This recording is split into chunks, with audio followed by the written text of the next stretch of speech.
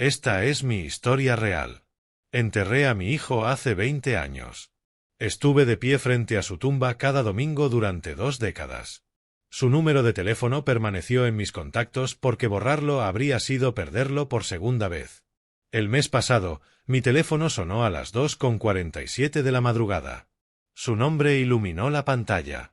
Contesté. Una voz dijo: «Papá, ¿dónde estoy?» Era él.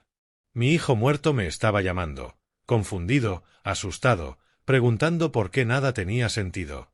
No podía respirar. No podía hablar. Antes de contarte lo que ocurrió después, dime desde dónde estás viendo este vídeo y suscríbete para que esta historia le llegue a más personas. Hace 20 años, enterré a mi hijo bajo un roble en el cementerio Riverside. Su nombre quedó grabado en una lápida de piedra gris. Michael James Porter, nacido el 12 de abril de 1986, fallecido el 3 de noviembre de 2005, con 19 años. El funeral duró 40 minutos. Había quizá 30 personas allí. Su madre se colocó a mi lado, pero no miró el ataúd ni una sola vez. Mantuvo la vista fija en el suelo. Su hermana tuvo que sostenerla para que no cayera. Los amigos de mi hijo también asistieron. Jóvenes con los ojos rojos que no sabían qué decir. Movían los pies, murmuraban condolencias. Un año después, la mayoría dejó de llamar. 2 años después, ninguno mencionaba su nombre. Así funciona la muerte. La gente sigue adelante. Tienen que hacerlo. Pero yo no podía. El accidente ocurrió un viernes por la noche. Él volvía a casa del trabajo. Un camión se pasó un semáforo en rojo y lo golpeó del lado del conductor. El impacto lo mató al instante. Eso fue lo que me dijo la policía. Sin sufrimiento, sin dolor, simplemente se fue. Recibí la llamada a las 11:43 de la noche. Recuerdo la hora exacta porque estaba viendo las noticias y miré el reloj cuando el teléfono sonó. Un oficial me dijo que había habido un accidente. Me pidió que fuera al Hospital General del Condado de inmediato. Yo ya lo sabía. Los padres siempre saben. Conduje a más de 90 millas por hora. No me importaba si chocaba. Cuando llegué, me llevaron a una sala privada. En ese instante lo supe con certeza. Solo usan esas salas para dar malas noticias. Me permitieron verlo. Su rostro no tenía un solo rasguño. Parecía dormido, en paz. Toqué su mano, y aún estaba tibia. Pensé que despertaría. Me quedé allí 2 horas esperando que su pecho se moviera. Nunca lo hizo. Su madre llegó y gritó. Gritó tan fuerte que vino seguridad. Se desplomó. Tuvieron que sedarla. No pudo participar en la identificación. No pudo firmar documentos. Yo hice todo solo. Elegí el ataúd. Elegí el lugar. Escribí el obituario. Seleccioné las flores. Todo lo hice como en un trance, moviéndome por inercia, sin entender nada. El funeral fue peor que el hospital. En el hospital, podía fingir. Podía imaginar errores. Pero en el funeral lo bajaron a la tierra. Escuché la maquinaria. Escuché el ataúd acomodarse. La gente arrojó flores sobre la tapa. Su madre lanzó una carta que había escrito. Yo no arrojé nada. Solo observé. Y cuando todos se fueron, me quedé. Los trabajadores llenaron la tumba, palada tras palada. Vi cada minuto. Necesitaba verlo completarse. Necesitaba saber que realmente estaba allí abajo. Cuando colocaron la última porción de tierra, finalmente me fui. Durante 20 años, visité cada domingo. Lluvia, nieve, calor, no importaba. Llevaba flores. Le hablaba. Le contaba mi semana. Le decía cosas que no podía contarle a nadie más. Su madre dejó de ir después del primer año. Dijo que le dolía demasiado. Dijo que necesitaba seguir adelante. Nos divorciamos 3 años después de su muerte. El duelo destruyó nuestro matrimonio. Ella se volvió a casar. Tuvo otro hijo. Construyó una vida nueva. Yo no pude. Dejé su habitación tal como la dejó. Su ropa seguía colgada en el closet. Sus libros seguían en el estante. Su número de teléfono permaneció en mis contactos. Yo pagaba la factura cada mes aunque la línea estaba desconectada. $30 al mes solo para mantener vivo su número en mi teléfono. La gente me decía que necesitaba terapia, que debía dejarlo ir. No me importaba lo que dijeran. Aprendí a vivir alrededor del vacío. Nunca superas la muerte de un hijo. Solo aprendes a caminar con cuidado alrededor del agujero que deja. Aprendes a funcionar. Vas a trabajar. Pagas cuentas. Finges estar bien, pero nunca estás bien. Cada cumpleaños sin él es tortura. Cada Navidad. Cada meta que nunca alcanzará. Vi a sus amigos graduarse, casarse, tener hijos. Mi hijo se quedó en 19 para siempre, congelado en el tiempo. Un muchacho que nunca tuvo la oportunidad de convertirse en hombre. Lo acepté. No tenía opción. La muerte es definitiva. Hasta el mes pasado, cuando su número iluminó mi teléfono a las 2:47 de la mañana. El mes pasado, el 14 de septiembre, mi teléfono sonó a las 2:47 de la madrugada. Yo estaba dormido. El sonido me despertó de golpe. Tomé el teléfono de la mesa de noche y miré la pantalla. El nombre decía Michael, el nombre de mi hijo. Su foto de contacto me miraba, una imagen de su cumpleaños número 18, sonriendo, vivo. Me quedé congelado sosteniendo el teléfono. El corazón me golpeaba en el pecho. La habitación se sentía fría. Las manos me temblaban tanto que casi lo dejo caer. Esto no podía ser real. El número había estado desconectado durante 19 años. Lo conservé en mis contactos, pero no funcionaba. Lo había llamado cientos de veces a lo largo de los años. Siempre iba a un mensaje automático diciendo que el número no estaba en servicio. Pero ahora me estaba llamando. El teléfono siguió sonando. 4 timbres, 5 timbres.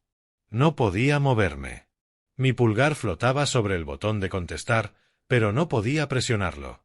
¿Y si era un error? ¿Y si era una broma cruel? ¿Y si contestaba y no escuchaba nada? En el 6º timbre, algo dentro de mí se quebró. Apreté el botón. Me llevé el teléfono al oído. Durante 3 segundos no escuché nada. Solo silencio, un silencio muerto. Luego escuché respiración. Respiración lenta, entrando y saliendo. Humana. Había alguien allí. La garganta se me cerró. No podía hablar. Intenté decir hola, pero no salió sonido alguno. Entonces una voz habló. Papá. Una palabra. Suave. Confundida. Asustada. La voz de mi hijo. Yo conozco la voz de mi hijo. La escuché todos los días durante 19 años. La escuché en mis sueños durante 20 más. Era él. No una grabación. No un recuerdo. Él. De verdad él, hablándome por teléfono. La visión se me nubló. Las lágrimas me corrían por la cara. Aún no podía hablar. Mi cuerpo no reaccionaba. Papá, ¿estás ahí? Repitió. Su voz se quebró. Sonaba desesperado, perdido. Forcé aire en mis pulmones. Forcé palabras por mi garganta. Michael, susurré. Mi voz no sonaba como la mía. Silencio al otro lado. Un silencio largo. Luego. Sí, soy yo. ¿Dónde estoy? Su pregunta no tenía sentido. ¿Dónde estaba? ¿Qué clase de pregunta era esa? ¿Qué quieres decir? Pregunté con la voz temblorosa. ¿Desde dónde estás llamando? Más silencio. Su respiración ahora era más rápida. Respiración de pánico. No lo sé, dijo. No sé dónde estoy. Nada tiene sentido. Papá, algo está mal. Todo se siente mal. Me levanté de la cama. Encendí la luz. Necesitaba pensar con claridad, pero mi mente no funcionaba. Mi hijo estaba muerto. Yo lo enterré. Vi cómo lo bajaban a la tierra. Esto no podía estar pasando. Michael, ¿qué está pasando? Pregunté. ¿Dónde has estado? No sabía qué más decir. ¿Qué se le pregunta a alguien que lleva 20 años muerto? Él hizo un sonido parecido a un sollozo. No lo sé, dijo. Recuerdo el accidente. Recuerdo el camión golpeándome. Recuerdo morir. Lo sentí, papá. Morí. Pero luego desperté, y todo era diferente. Me veo diferente. Me siento diferente. Estoy en un lugar que no reconozco. Y la gente pasa junto a mí como si no pudiera verme. He intentado entender qué ocurrió, pero nada tiene sentido. Encontré un teléfono. Tu número fue el único que recordé. Sentí que las piernas me fallaban. Me senté de golpe en el borde de la cama. Mi hijo recordaba haber muerto. Sabía que murió. Pero estaba hablándome. ¿Cómo era eso posible? ¿Estás herido? Pregunté. ¡Qué pregunta tan absurda! Él estaba muerto, pero me estaba llamando. Nada tenía sentido. No, dijo.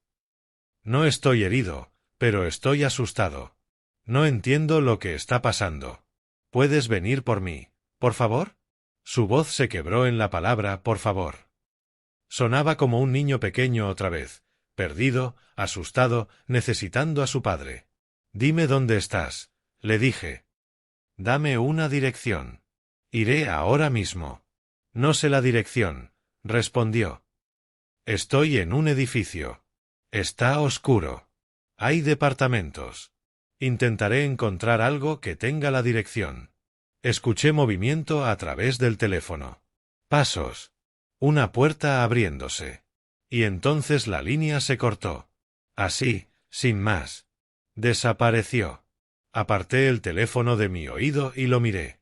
El contador de la llamada. Mostraba 9 minutos y 43 segundos. Llamé de inmediato. La grabación se reprodujo. El número que usted marcó ya no está en servicio. Intenté de nuevo. El mismo mensaje. Intenté 15 veces más. Siempre el mismo mensaje. Mi hijo muerto acababa de llamarme pidiéndome ayuda, y luego desapareció. Aquello fue una conversación real, con una persona real, que sabía cosas que solo mi hijo podía saber. Sabía del accidente. Sabía mi número. Sabía quién era yo. Pero mi hijo estaba muerto. Yo vi su cuerpo. Toqué su mano fría en el hospital. Vi cómo cerraban el ataúd. Vi cómo lo enterraban a 6 pies bajo tierra. A las 6:30 de la mañana, conduje hasta el cementerio. Necesitaba ver la tumba. Necesitaba pruebas de que seguía allí. La mañana estaba fría y gris. La niebla flotaba baja entre las lápidas. Aparqué y caminé hacia el roble. Su tumba estaba exactamente igual que siempre. La lápida de granito gris, las flores frescas que dejé 3 días antes. El suelo estaba firme, intacto. Nadie lo había desenterrado. Nadie había tocado la tierra. Me arrodillé y puse la mano sobre el césped. Estaba frío y mojado por el rocío. Michael, susurré. ¿Estás ahí abajo? Pregunta estúpida. Por supuesto que estaba ahí. Yo mismo lo enterré. Entonces, ¿quién me llamó? Me quedé en la tumba durante 1 hora. No recé. No soy religioso. Solo me senté ahí intentando comprender lo que había ocurrido. Tal vez lo soñé. Tal vez el duelo, después de 20 años, finalmente había roto mi mente. Tal vez estaba volviéndome loco. Pero cuando revisé mi teléfono, la llamada estaba ahí en el historial. El nombre de Michael. 2:47 de la mañana. 9 minutos y 43 segundos. No un sueño. No una alucinación. Real. Le tomé una captura de pantalla al registro de llamadas. Necesitaba pruebas. Necesitaba confirmación de que no estaba perdiendo la cabeza. Luego conduje a casa y esperé. No sabía qué más hacer. Pasaron 3 días. Nada. Sin llamadas. Sin mensajes. Apenas comí. Apenas dormí. Llevaba el teléfono en la mano cada segundo. Tenía miedo de ducharme y perderme una llamada. Tenía miedo de salir de casa. Mi vecina llamó a mi puerta preguntando si estaba bien. No respondí. Solo me senté en la sala mirando el teléfono, deseando que sonara. En el cuarto día, a las 3:15 de la mañana, sonó de nuevo. Su nombre. Su fotografía. Contesté antes de que terminara el primer timbre. Michael, dije de inmediato. Papá, su voz salió por el auricular. Sonaba peor que antes. Cansado. Desesperado. Encontré algo. Encontré una dirección. Mi corazón dio un salto. ¿Dónde? Tomé un bolígrafo y una hoja de mi mesa de centro. ¿Cuál es la dirección?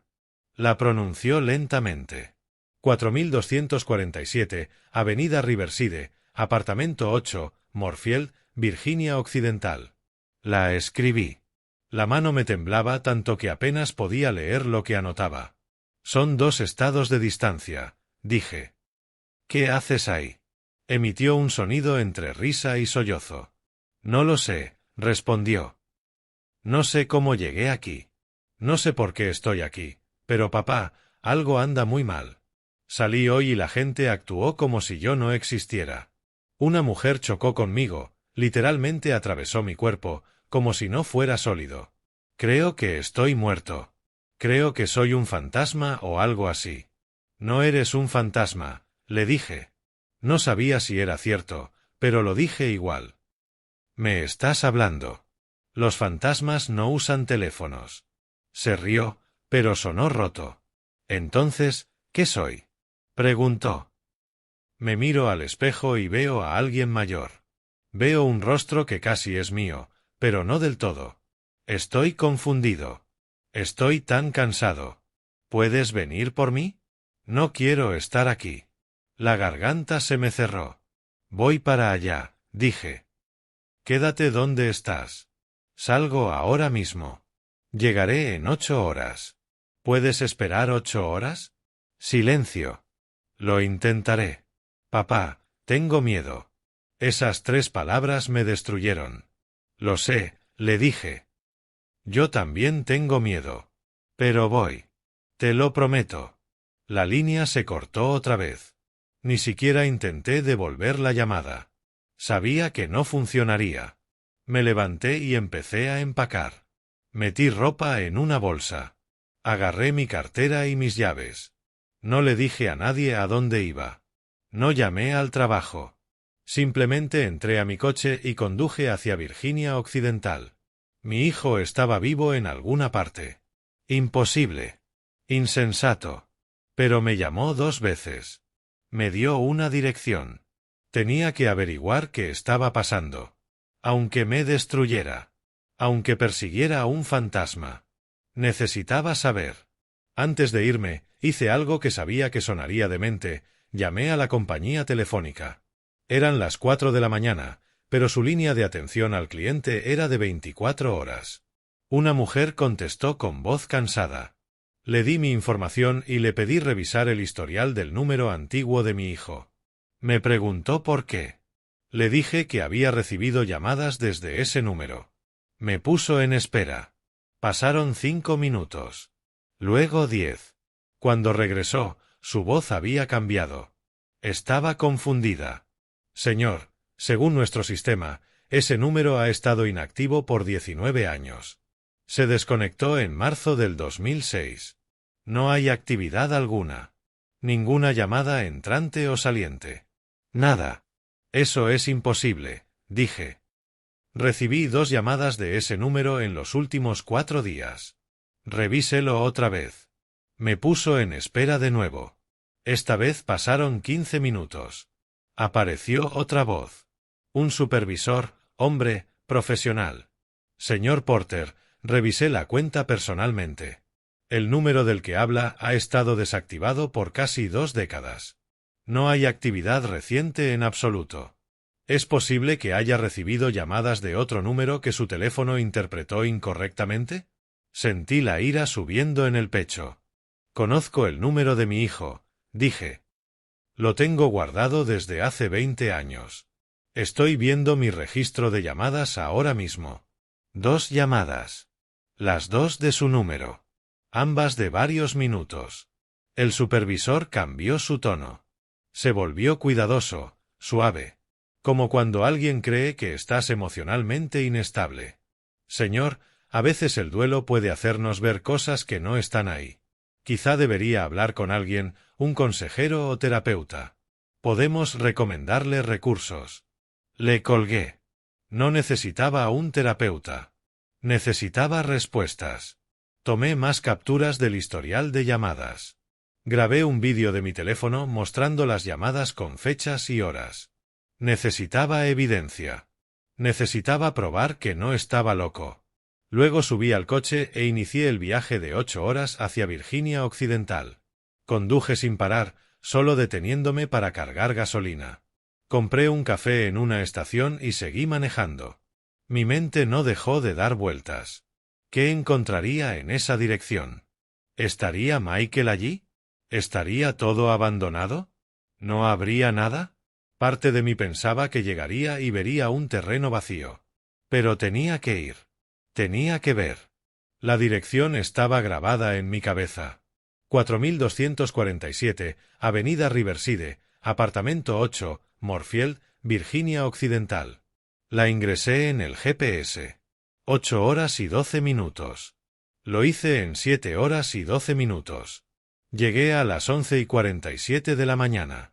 La dirección me llevó a un edificio antiguo de departamentos en el lado este del pueblo. 4 pisos, ladrillo rojo, probablemente construido en los años 70. Pero algo estaba mal desde el principio. Las ventanas del primer piso estaban tapiadas. La puerta principal tenía una cadena y un candado. Un letrero naranja descolorido colgaba en la cerca.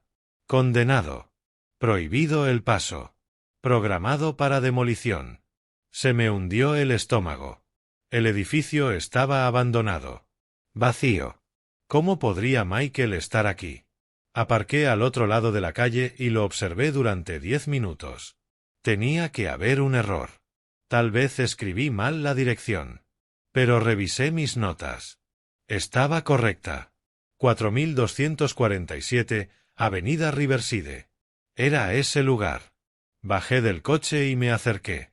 La cerca tenía agujeros en varios puntos. Fácil pasar. Miré alrededor. La calle estaba desierta. Nadie mirando. Pasé por un agujero en la cerca y caminé hacia el edificio.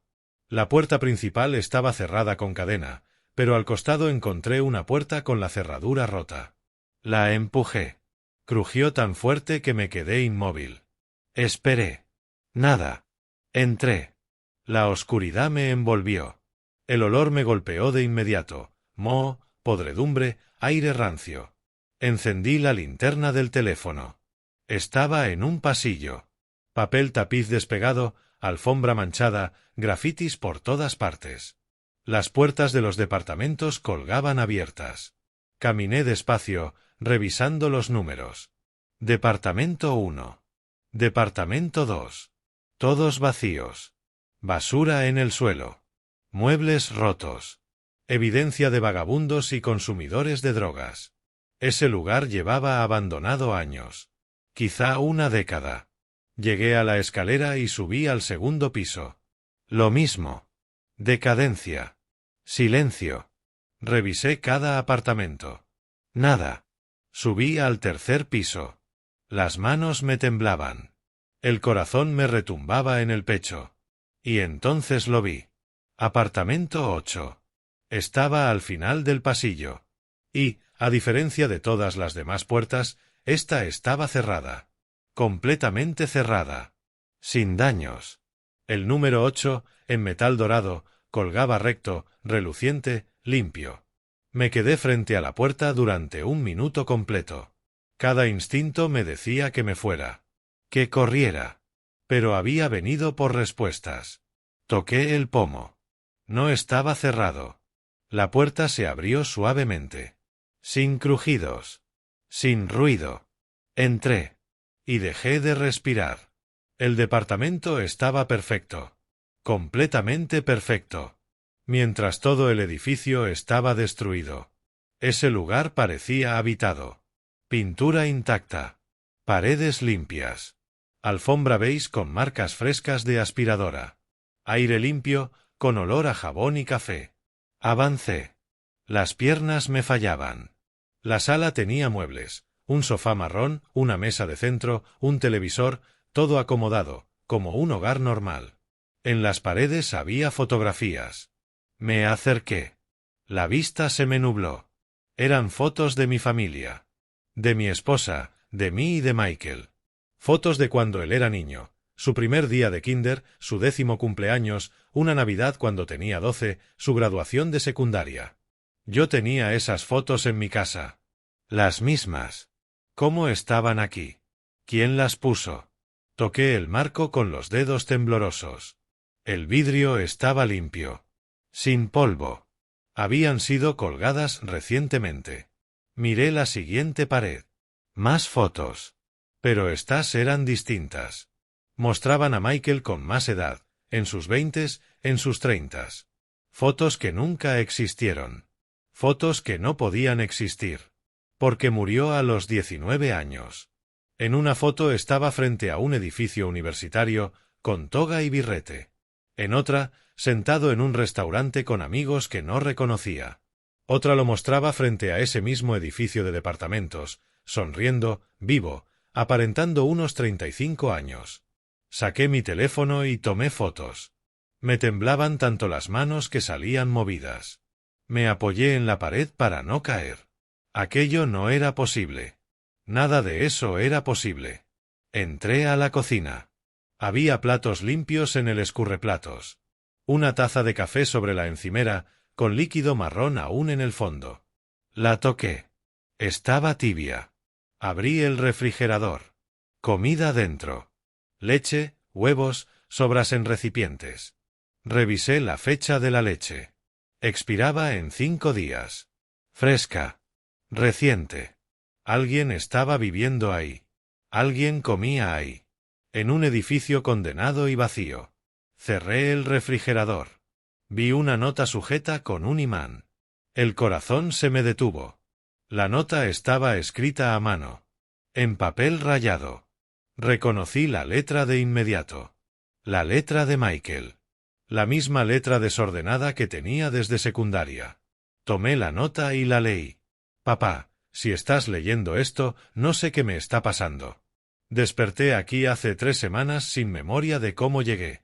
Tengo una identificación que dice que mi nombre es Marcus Powell. Que tengo 38 años. Que trabajo en una fábrica. Que tengo una vida que no recuerdo haber vivido. Pero no es mi vida. Recuerdo ser Michael. Te recuerdo a ti. Recuerdo a mamá. Recuerdo morir en aquel accidente. Sentí el impacto. Sentí como todo se detenía. Y luego desperté aquí como otra persona. Han pasado 20 años, pero no recuerdo nada de ese tiempo. La gente aquí me conoce como Marcus. Dicen que me han conocido por años. Pero yo no soy Marcus. Soy Michael. Tu hijo. Creo que se suponía que debía estar muerto. Creo que algo salió mal. No pertenezco aquí. Por favor, ayúdame a entender qué pasó. La leí 3 veces. Los ojos se me llenaban de lágrimas. La doblé con cuidado y la guardé en el bolsillo. Entré al dormitorio. La puerta estaba entreabierta. La empujé. Una cama perfectamente tendida. Una cómoda con más fotos encima. Un armario con ropa colgada. Ropa de hombre. Talla grande. Michael usaba talla grande. En la mesa de noche había una cartera y un llavero. Tomé la cartera y la abrí. Un permiso de conducir. La foto mostraba a un hombre que parecía una versión mayor de mi hijo. Los mismos ojos. La misma nariz. La misma pequeña cicatriz en la barbilla que se hizo cuando cayó de su bici a los 7 años. Pero el nombre decía: Marcus James Powell. Fecha de nacimiento: 12 de abril de 1986. El mismo cumpleaños de Michael. Dirección: 4247, Avenida Riverside, Apartamento 8, Moorfield, Virginia Occidental. Me senté en la cama. Las piernas ya no me sostenían. Mi hijo murió hace 20 años. Lo enterré. Pero según ese documento, había vivido allí años, con otro nombre, con otra identidad, con otra vida. Una vida que él no recordaba. ¿Cómo era eso posible? Saqué el teléfono para llamar a la policía. Luego me detuve. ¿Qué les iba a decir? ¿Que mi hijo muerto estaba vivo pero no recordaba estar vivo? Pensarían que estaba loco. Guardé el teléfono. Necesitaba más respuestas antes de involucrar a alguien. Me quedé en el apartamento durante 2 horas, revisándolo todo. Encontré facturas a nombre de Marcus Powell de los últimos 5 años, facturas de luz, de agua, comprobantes de pago de Morefield Manufacturing. Todo indicaba una vida normal. En un cajón encontré un contrato de arrendamiento firmado hacía 3 años. La firma de Marcus Powell, pero casi idéntica a la de Michael. En otro cajón encontré historiales médicos, visitas al hospital, recetas, un archivo de un neurólogo. Me senté en el sofá. Leí cada página con detenimiento. Los expedientes médicos contaban una historia imposible. Según los documentos, Marcus Powell había sido ingresado en el Hospital General del Condado el 3 de noviembre de 2005, el mismo hospital donde murió mi hijo. La misma fecha, la misma noche. Había sufrido un accidente automovilístico grave, con múltiples lesiones y trauma craneal. Estuvo en coma durante 6 días. Cuando despertó, tenía amnesia total. No recordaba su vida antes del accidente. No recordaba quién era. No se encontró identificación en la escena. Se convirtió en un John Doe. El hospital lo retuvo durante 3 semanas mientras buscaban a su familia. Nadie apareció. Nadie lo reclamó. Leí esas palabras una y otra vez. 3 de noviembre de 2005. La noche en que Michael murió. El mismo hospital, el mismo tipo de accidente. Mis manos comenzaron a temblar. No podía dejar de leer. Tras ser dado de alta, los servicios sociales lo ayudaron. Le proporcionaron vivienda temporal y lo asistieron para obtener una identificación bajo el nombre que él mismo eligió, Marcus Powell. No podía recordar su verdadero nombre, así que escogió uno nuevo. Consiguió un empleo. Construyó una vida desde cero, una vida como un extraño para sí mismo. Los registros mostraban años de terapia, depresión, ansiedad, trauma por no saber quién era. Pero sobrevivió. Siguió adelante. Encontré una tarjeta de presentación sujetada al expediente médico. Doctora Sarah Chen, neuróloga, Hospital General del Condado. Llamé de inmediato. Una recepcionista contestó. Pedí hablar con la doctora Chen. Preguntó de qué se trataba. No sabía qué decir. Necesito preguntarle por un paciente llamado Marcus Powell. Es urgente, le dije. Es sobre un caso de hace 20 años. La recepcionista me puso en espera. 5 minutos después, una voz femenina contestó, soy la doctora Chen. ¿Con quién hablo? Mi nombre es David Porter, dije. Mi hijo Michael murió en un accidente automovilístico el 3 de noviembre de 2005 en el Hospital General del Condado. Usted atendió a un John Doe esa misma noche, mismo accidente, mismas lesiones. Despertó con amnesia y se convirtió en Marcus Powell. Necesito saber qué ocurrió esa noche. Silencio al otro lado. Largo silencio. Señor Porter, dijo finalmente, su voz cautelosa, incierta. Recuerdo ese caso. Fue inusual. 2 jóvenes fueron traídos desde la misma intersección con menos de 1 hora de diferencia. Ambos en estado crítico, con trauma craneal severo. Uno no sobrevivió. El otro sí, pero perdió toda memoria de su identidad. ¿Podría haberse confundido algo?, pregunté, con la voz temblorosa. ¿Sus expedientes pudieron mezclarse? ¿Hubo un error sobre quién murió? Otro largo silencio. Señor Porter, ¿está sugiriendo que identificamos mal el cuerpo de su hijo? Su tono se volvió defensivo. Sugiero que algo salió mal esa noche. El chico que sobrevivió podría ser mi hijo. Se escucharon papeles moviéndose. Eso sería imposible, dijo. Usamos huellas digitales, registros dentales cuando es posible. No cometemos ese tipo de errores. Pero usted no tenía huellas del John Doe, ¿verdad?, pregunté. No tenía identificación, ni cartera, nada. Nunca supieron quién era realmente. Más silencio. Señor Porter, entiendo su dolor, pero lo que sugiere simplemente no es posible. Su hijo fue identificado por usted personalmente en el hospital. Lo vio. Confirmó su identidad. Tenía razón. Yo había identificado el cuerpo de Michael. Vi su rostro. Pero, ¿y si me equivoqué? ¿Y si, en mi shock y dolor, cometí un error? ¿Y si el chico en aquella cama no era Michael? ¿Puede sacar los registros de esa noche? Pedí. Por favor, necesito ver todo. Horas de ingreso, notas de tratamiento, todo sobre ambos pacientes. La doctora Chen suspiró. Señor Porter, esos registros tienen 20 años. Necesitaría autorización para entregarlos. No es algo que pueda dar así de inmediato. Mi frustración explotó. Mi hijo me había llamado 2 veces desde un número desconectado. Me dio una dirección. Estoy en su apartamento ahora mismo viendo sus archivos médicos. Algo pasó esa noche. Algo que nadie entendió. Por favor, ayúdeme a entender qué ocurrió. Hubo un silencio tan largo que pensé que había colgado. Luego habló de nuevo, su voz más suave: deme hasta mañana. Revisaré todo lo que pueda encontrar. Pero, señor Porter, prepárese para la posibilidad de que no le guste lo que descubra. A veces el duelo nos hace ver cosas que no están allí. Le agradecí y colgué.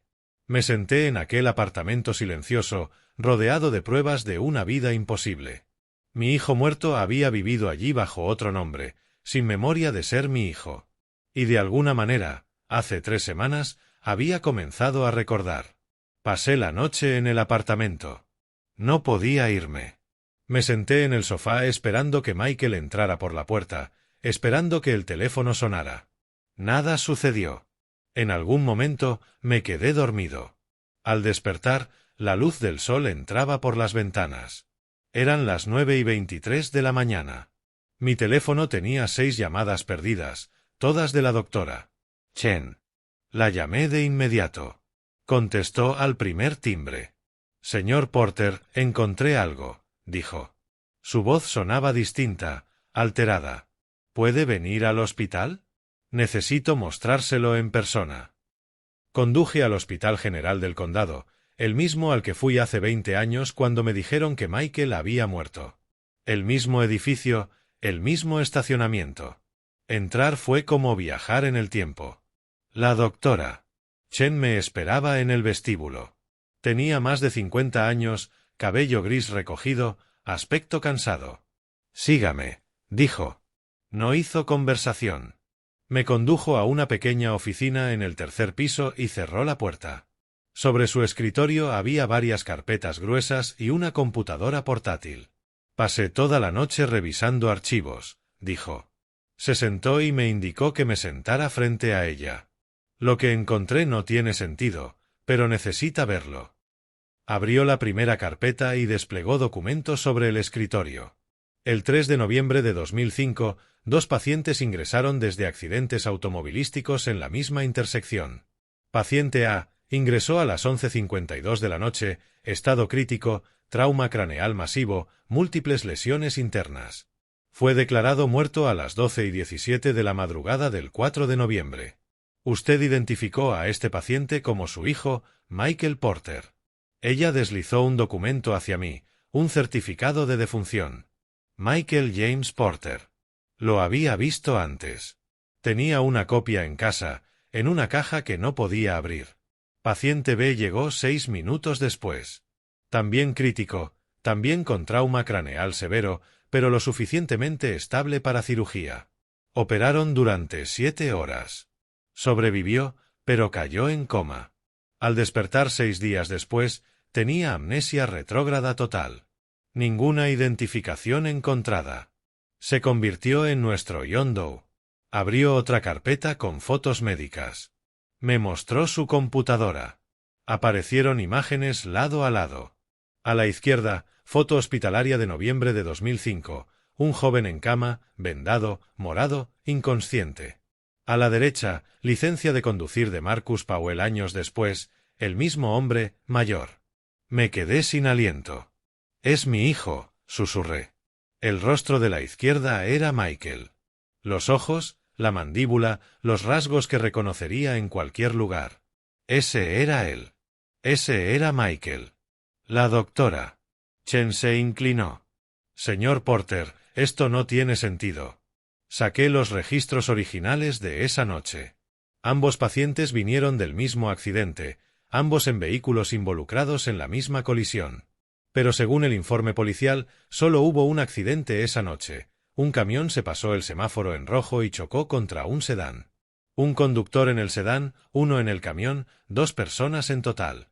Pero atendimos a 2 pacientes con lesiones casi idénticas del mismo lugar, casi al mismo tiempo. No entiendo cómo es posible, dije. Ella negó con la cabeza. No es posible a menos que alguien cometiera un error en los informes, o que en realidad hubiera 2 accidentes separados con minutos de diferencia que se registraron como uno. Oh. Se detuvo. ¿O qué? Exigí. Se mostró incómoda.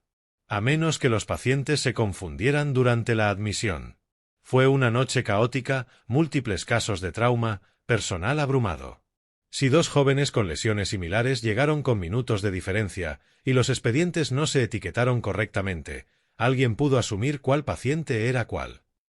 ¿Está diciendo que pudieron declarar muerto a la persona equivocada? Pregunté con voz firme, cada palabra saliendo como cuchillos.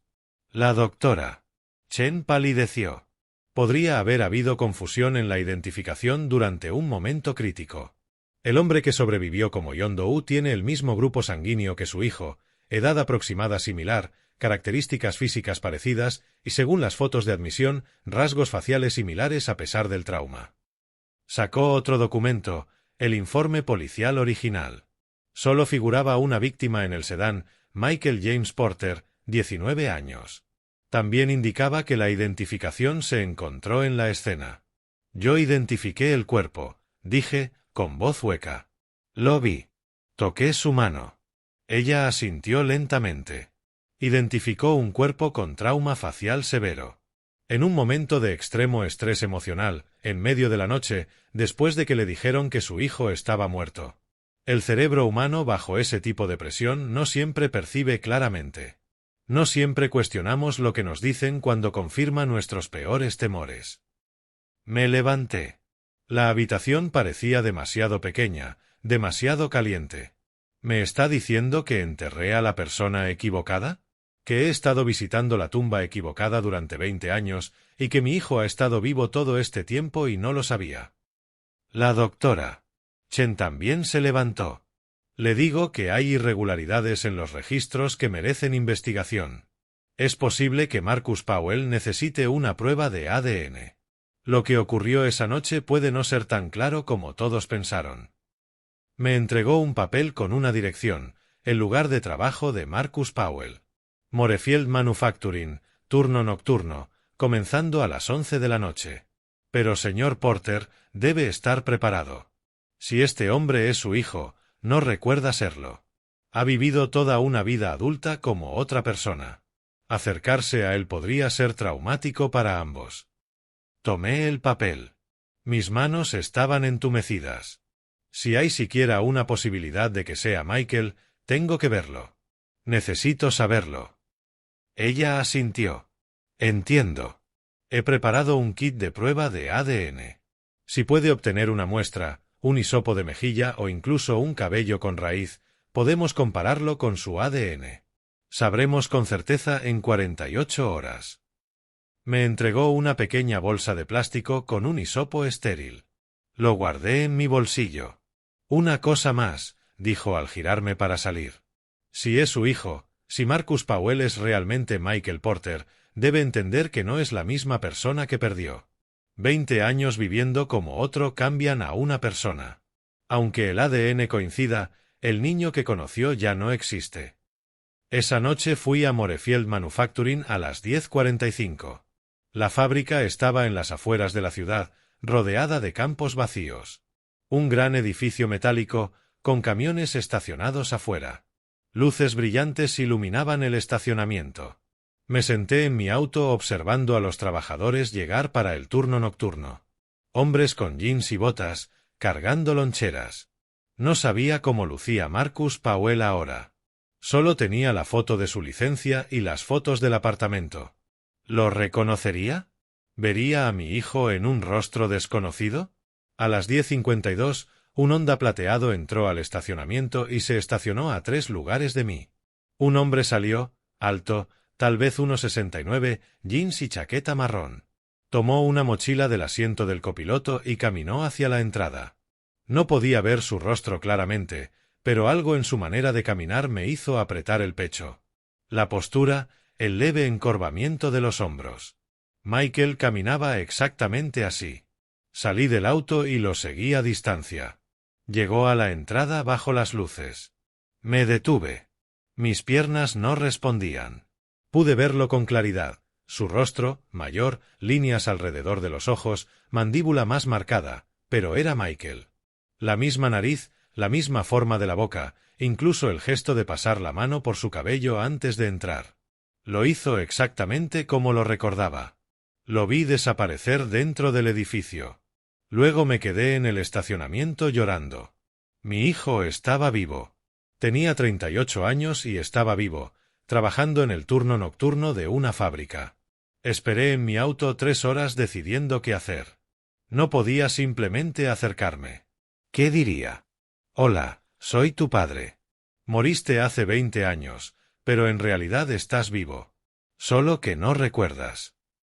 Pensaría que estaba loco. Llamaría a seguridad. Necesitaba pruebas primero. Necesitaba la prueba de ADN. A las 2:15 de la mañana, los trabajadores salieron para su descanso. Grupos de hombres fumando y tomando café de termos. Entonces lo vi. Marcus, Michael. Salió solo y se apoyó en la cerca, mirando el cielo. Salí de mi auto y caminé hacia él. Mi corazón latía tan fuerte que sentí que podía desmayarme. Cada paso se sentía imposible. Cuando estaba a 6 metros, me notó. Se giró y me miró directamente. Nuestras miradas se encontraron. Durante 3 segundos solo nos miramos. Vi confusión cruzar su rostro. Luego algo más, quizá reconocimiento o familiaridad que no podía explicar. ¿Puedo ayudarte?, preguntó. Su voz, la de Michael, más grave y áspera por los años vividos. Abrí la boca, pero no salieron palabras. ¿Estás bien?, preguntó. Dio un paso hacia mí, con preocupación. Pareces haber visto un fantasma. La ironía casi me rompió. Lo siento, logré decir. Simplemente, pareces alguien que conocí. Me estudió con atención, su expresión cambió, incierta, preocupada. Eso es raro, dijo lentamente. ¿Te ves familiar? ¿Nos hemos visto antes? Negué con la cabeza. No lo creo. No soy de aquí. Me acerqué un poco, lo suficiente para ver la cicatriz en su mentón. La pequeña cicatriz del accidente de bicicleta cuando tenía 7 años. ¿Cuál es tu nombre?, pregunté. Marcus, respondió. Luego dudó. Marcus Powell, ¿y tú?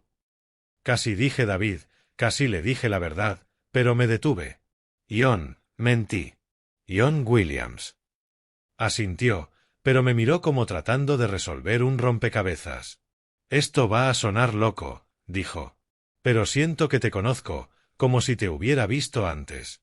Tal vez en un sueño o algo así. Mi garganta se cerró. Tal vez, susurré. Él rió nerviosamente.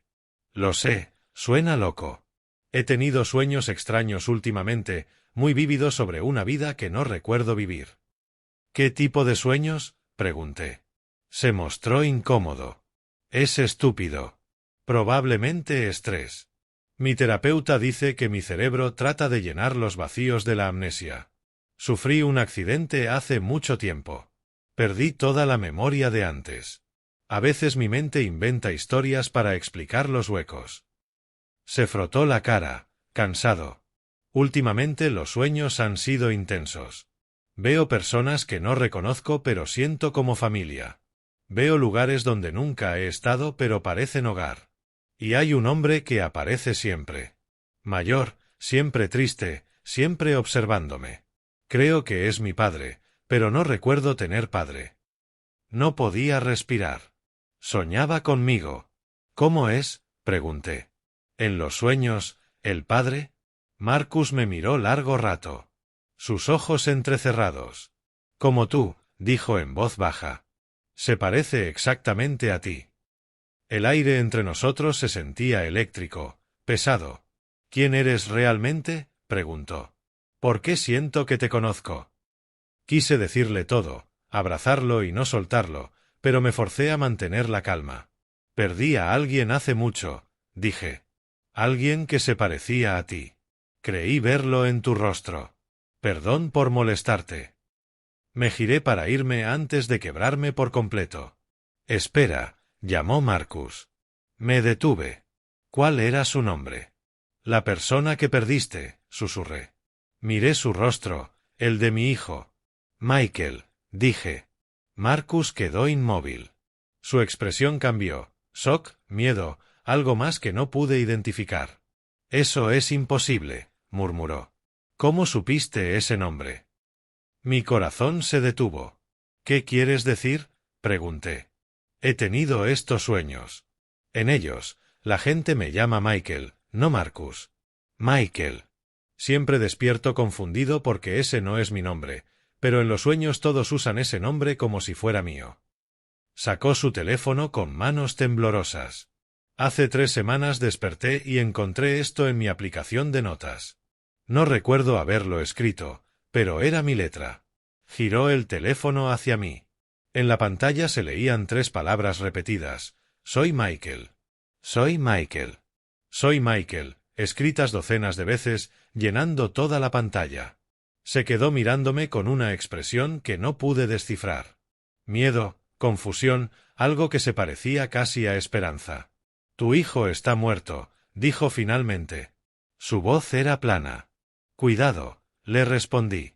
Dijiste que lo habías perdido. Eso significa que se ha ido.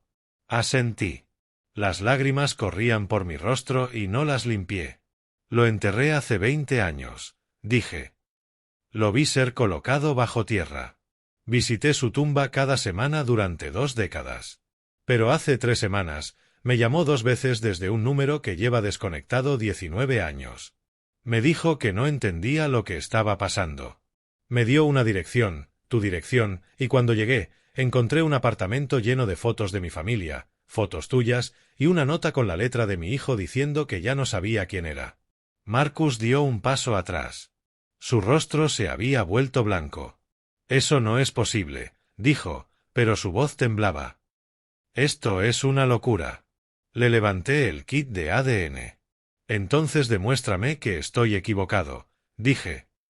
Hazte la prueba. Si estoy loco, saldrá negativa y nunca me volverás a ver. Pero si tengo razón, si eres Michael, ¿no quieres saberlo? ¿No quieres finalmente entender quién eres? Se llevó la mano a la boca, presionando los nudillos contra los labios como si tratara de contener palabras o gritos. Morí, susurró. En mis sueños. Recuerdo morir. Recuerdo el accidente, el impacto, como todo se volvió negro. Recuerdo sentir que mi vida terminaba. Yo también, dije. Recuerdo recibir la noticia de que habías muerto. Recuerdo identificar tu cuerpo en el hospital. Recuerdo cada segundo de tu funeral. Pero, ¿y si ambos nos equivocamos? ¿Y si ocurrió algo esa noche que nadie comprendió? Marcus cerró los ojos. Cuando los abrió, estaban húmedos. Si estás diciendo la verdad, dijo despacio, si realmente soy tu hijo, eso significa que perdí 20 años. 20 años de vida que debería haber pasado contigo, con mi verdadera familia. 20 años viviendo como la persona equivocada. Su voz se quebró. ¿Cómo puedo recuperar eso? Lo descubriremos juntos, dije. Me acerqué un paso más y le tendí el kit otra vez. Por favor, déjame tomar la muestra. Averigüemos la verdad. Lo miró por un largo momento y luego asintió. Está bien, susurró. Abrí el paquete con manos temblorosas. Saqué el hisopo estéril. Abre la boca, dije. Lo hizo. Con cuidado, froté el interior de su mejilla durante 10 segundos, como indicaban las instrucciones. Luego lo sellé en el tubo de plástico y lo guardé en mi bolsillo. ¿Cuánto tardaremos en saberlo? Preguntó. 48 horas, dije. Una doctora en el Hospital County General hará la prueba. Comparará tu ADN con el mío. Marcus se abrazó a sí mismo. ¿Qué hago hasta entonces? Preguntó. ¿Cómo voy a trabajar y actuar normalmente si toda mi realidad podría ser mentira? No tenía respuesta. ¿Puedo llamarte? Pregunté. ¿Puedo darte mi número para que podamos hablar? Asintió y sacó su teléfono. Le di mi número y lo guardó. ¿Cómo debo llamarte? Preguntó. La pregunta me destruyó. Como quieras, dije. John, David o nada, hasta que sepamos con certeza. Guardó el contacto como John. Luego me miró con una expresión de dolor puro. Necesito decirte algo, dijo. Y necesito que entiendas que no lo digo para lastimarte. ¿Qué es? Pregunté. Respiró hondo, tembloroso. Si la prueba da positiva, si realmente soy tu hijo, no recuerdo haber sido él. No recuerdo a ti. He vivido como Marcus Powell durante 20 años. Esa es la única vida que conozco. Incluso si el ADN dice que soy Michael Porter, no sé si puedo volver a ser él. No sé si esa persona siquiera existe todavía. Las palabras fueron como un golpe en el pecho. Pero tenía razón. Incluso si era Michael, no era el Michael que había perdido. Ese joven de 19 años se había ido para siempre. Lo entiendo, dije. Solo necesito saber la verdad. Pase lo que pase después, lo enfrentaremos. Asintió. Luego hizo algo que no esperaba. Alcanzó mi hombro y lo tocó solo un segundo. Lo siento, dijo, por lo que has pasado, por lo que perdiste. Ya sea que sea yo o no, lo siento. Se dio la vuelta y caminó de regreso a la fábrica. Lo observé irse. Me quedé en el estacionamiento hasta que salió el sol. 2 días después, la doctora Chen me llamó. Estaba de nuevo en aquel apartamento, esperando los resultados. Cuando sonó mi teléfono, no pude contestar durante 3 timbres. Tenía demasiado miedo de lo que pudiera decir. Señor Porter, dijo la doctora Chen cuando finalmente contesté. Los resultados llegaron. Necesito que te sientes. Me senté en el sofá, el mismo donde había encontrado la nota. Dime, dije. Es un caso positivo, dijo. Marcus Powell es tu hijo biológico. Michael está vivo. No recuerdo qué le dije después. Creo que le di las gracias. Creo que le pedí que me enviara los resultados oficiales. Luego colgué y me senté en silencio durante 1 hora. Mi hijo estaba vivo. La prueba lo demostraba. Michael James Porter no había muerto el 3 de noviembre de 2005. Alguien más había muerto. Un extraño había sido enterrado en su tumba. Mi hijo había vivido a 2 estados de distancia bajo un nombre diferente durante 20 años. Y yo me había perdido todo. Sus 20, sus 30, 2 décadas de su vida perdidas. Nunca las recuperaríamos. Llamé a Marcus. Contestó al primer timbre. Es positivo, dije. Mi voz sonaba hueca, vacía. La prueba de ADN. Eres Michael. Eres mi hijo. Silencio al otro lado. Un largo silencio terrible. Luego lo escuché llorar. No eran lágrimas suaves, eran sollozos profundos y quebrados. No sé qué hacer, dijo entre respiraciones. No sé cómo ser él. No lo recuerdo. Lloré también. Nos quedamos al teléfono llorando juntos durante 10 minutos. Sin hablar, solo respirando y llorando, intentando procesar algo que no podía ser procesado. ¿Puedo verte? Pregunté finalmente. ¿Podemos encontrarnos y hablar? Guardó silencio un momento. Sí, dijo. Sí, necesito verte. Necesito intentar entender esto. Nos encontramos en un diner 2 horas después. Llegué primero y me senté en un puesto junto a la ventana. Cuando entró, me levanté sin pensar. Lo vio y se detuvo. Nos miramos a través del restaurante. Luego caminó lentamente y se sentó frente a mí. A plena luz del día, pude ver claramente a Michael en su rostro. Pero también vi al extraño en el que se había convertido. Las líneas, el desgaste, la vida vivida sin mí. No sé por dónde empezar, dijo. He pasado toda mi vida adulta sin saber quién era, y ahora lo sé. Pero no se siente real. Parece que le pasó a otra persona. Asentí. Te enterré, dije. Te lloré. Visité tu tumba cada semana. Mantuvimos tu habitación tal como la dejaste, y tú estabas vivo todo este tiempo. Se cubrió el rostro con las manos. Lo siento tanto, dijo. Sé que eso no significa nada. Sé que decir lo siento no arregla 20 años, pero siento que hayas pasado por eso. No es tu culpa, dije. Nada de esto es tu culpa. Algo salió mal esa noche. El hospital se equivocó. Te despertaste sin saber quién eras, y nunca lo resolvieron. Nadie tiene la culpa. Pero mientras lo decía, sentía rabia contra el hospital, la policía, contra quien haya cometido el error que nos robó 20 años a ambos. ¿Y ahora qué hacemos?, preguntó Marcus. ¿Cómo seguimos adelante? No lo sé, dije honestamente. Eres mi hijo. El ADN lo prueba. Pero también eres Marcus Powell. Tienes una vida, un trabajo, una identidad. No puedo pedirte que renuncies a eso y te conviertas en alguien que no recuerdas ser. Me miró con los ojos húmedos. Pero quiero intentarlo, dijo. Quiero saber quién fui. Quiero conocerte. Quiero entender la vida que perdí. Incluso si nunca puedo recordarla por completo, quiero intentarlo.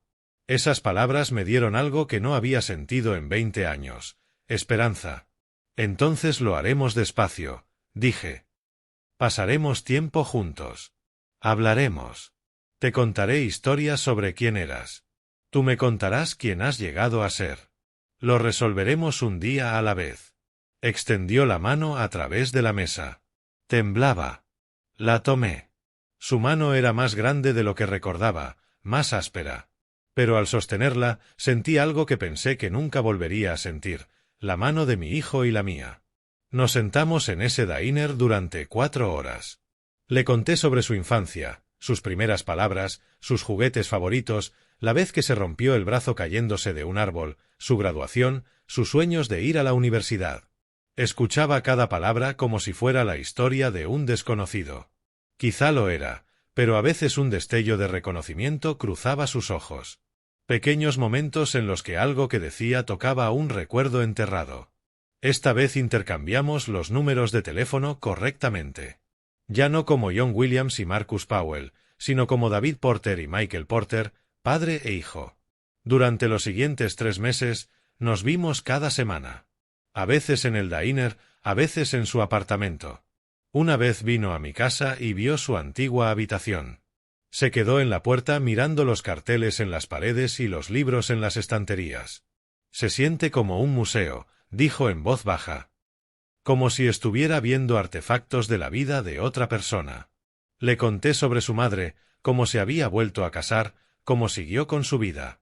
Dijo que no estaba listo para conocerla todavía. Quizá nunca. Algunas heridas eran demasiado profundas. Lo entendí. Contacté al cementerio y revisé la tumba. El cuerpo enterrado allí fue examinado. Pertenecía a un joven de 19 años llamado Christopher Hayes, un fugitivo sin familia y sin nadie buscándolo. Había muerto en lugar de mi hijo y había sido enterrado bajo el nombre de mi hijo. Mandé que sus restos fueran trasladados a una tumba apropiada con su nombre verdadero en la lápida. Las llamadas cesaron después de la prueba de ADN. El número de Michael nunca volvió a sonar. Lo que sea que lo hubiera hecho, lo imposible que se extendió a través de 20 años para unirnos, había terminado. Lo había traído a casa. No como lo había imaginado, no como el niño que perdí, sino como el hombre en el que se había convertido. Nunca recuperaríamos el tiempo perdido. Nunca tendríamos esos 20 años. Pero ahora los teníamos. Teníamos mañana. Teníamos una segunda oportunidad que no debería haber existido. Enterré a mi hijo hace 20 años. Lo lloré. Visité su tumba. Pensé que se había ido para siempre. Luego me llamó desde más allá de la muerte y me dijo que solo estaba perdido. Y lo traje a casa.